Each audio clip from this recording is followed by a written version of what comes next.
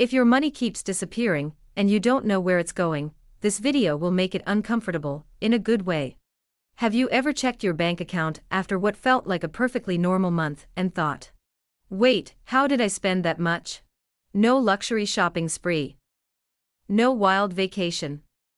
Just everyday life. And here's the scary part, most people never figure out where the leak actually is. Hi, I'm Maya, and welcome to Maya Learns Money, where we talk about how modern life quietly drains your wallet while pretending everything is fine. Because here's the uncomfortable truth. A lot of the things we spend money on today are wildly overpriced compared to the value they actually give us. Prices didn't slowly rise, they teleported. And most of us didn't question it. We just kept paying. We kept paying because it still felt normal. By the end of this video, you'll see at least one expense you thought was harmless, but is quietly costing you thousands. Let's start with the most normalized one. Fast food. Fast food used to be cheap, fast, and convenient. Now it's just fast. Paying $15 to $20 for a burger, fries, and a drink is no longer a budget option. You're eating in your car, out of a paper bag, for restaurant prices, without restaurant quality. Here's the psychological trick. Fast food relies on habit, not value. When prices slowly climbed, our brains didn't update the category. We still feel like it's cheap, even when it's not. At this point, convenience is the only thing you're paying for. And convenience alone isn't worth that markup anymore. And if you think fast food is bad, wait until we talk about what passes for normal dining now. Casual dining. Going out to eat used to be casual. Now it's a financial event. The danger isn't one expensive meal, it's repeating it without noticing. 2 entrees. Drinks. Tax. Tip. Suddenly you've spent $80 to $100 on one meal that disappears in an hour. Here's what makes this dangerous. Small, repeated expenses don't trigger panic. They trigger normalization.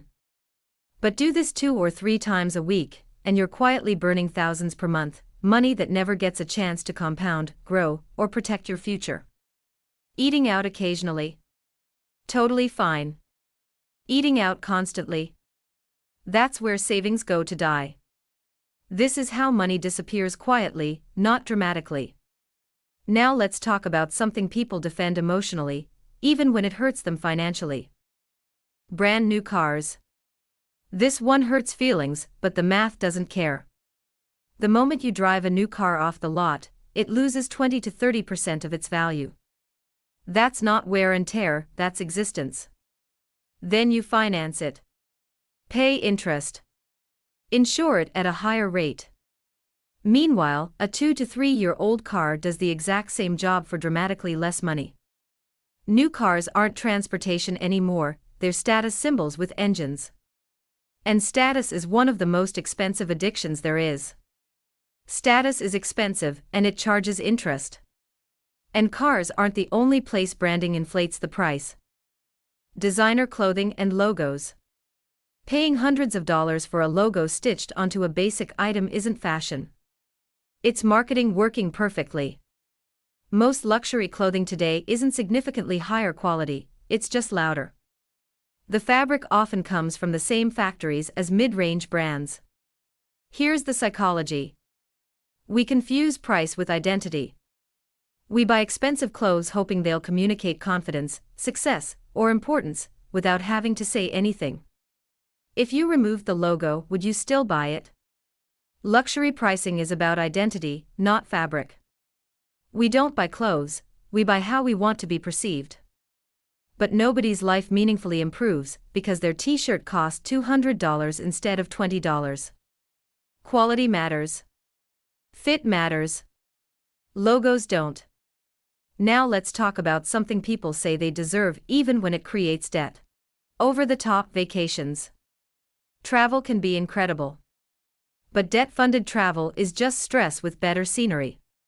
Flights. Hotels. Food. Experiences. When it all goes on credit, that relaxing vacation turns into 6 months of payments after you're home. Memories are great. But the memory fades. The balance doesn't. Nothing ruins a memory faster than paying for it long after it fades. Smaller trips still count. Local travel still counts. Peace of mind counts more. Peace of mind is more luxurious than photos. Next is something draining money right now, even as you watch this. Too many subscriptions. Streaming services. Apps. Memberships. Each one is only $10. Until you add them up. This works because of subscription fatigue. Small recurring charges feel invisible, especially when they're spread out. Subscriptions don't feel expensive because they're designed to be invisible. Most people are paying for services they barely use because canceling feels inconvenient. But that inconvenience costs hundreds every year, quietly. Simple rule. If you wouldn't rebuy it today, cancel it. Convenience is profitable for companies, not for you. This next one isn't about money, it's about guilt. Unused gym memberships. This is the most expensive guilt in modern society. People stop going but keep paying because canceling feels like admitting failure. People don't pay for gyms, they pay to avoid admitting they stopped. Canceling isn't failure. So instead, they pay monthly for hope, not results. Hope shouldn't have a monthly fee.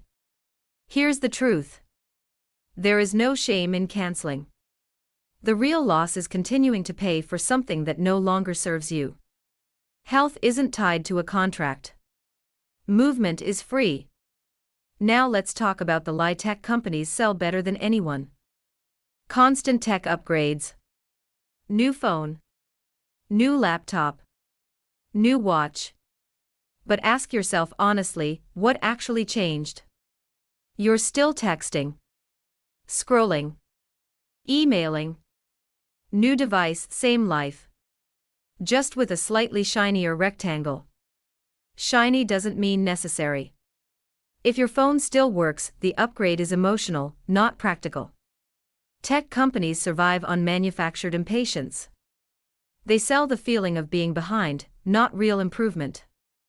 Keeping electronics longer saves thousands over time, and most devices are far more capable than we use them for. The next one hides in your home. Premium household stuff. Luxury cleaners. Specialized kitchen gadgets. Designer furniture. Most premium products add very little value. Generic products often work just as well. That fancy gadget you use twice, waste. If you used it twice, it wasn't an upgrade, it was a fantasy. And financing furniture. Interest on furniture is wild behavior. That's paying interest on something that loses value while you sit on it. When money matters, function beats aesthetics every time. And finally, the one behind almost all bad financial decisions. Status spending. This is the sneakiest one of all. Buying things to look successful instead of actually becoming successful. Expensive watches. Cars. Bags. All designed to impress people who aren't paying your bills. The most expensive purchases are the ones made for other people. Ironically, people with real wealth rarely do this.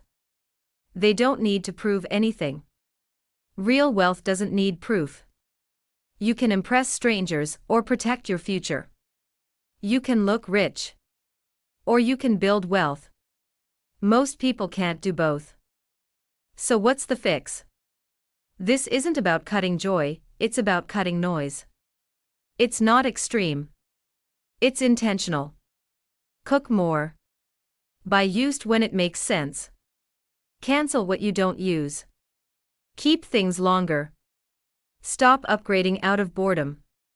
Stop buying for appearances. Money isn't just about earning more. It's about keeping what you already make. A meaningful life doesn't require constant spending. Just stop letting marketing decide what you need. Because at the end of the day, real wealth isn't flashy. It's quiet. It's calm. And it doesn't disappear after a normal month.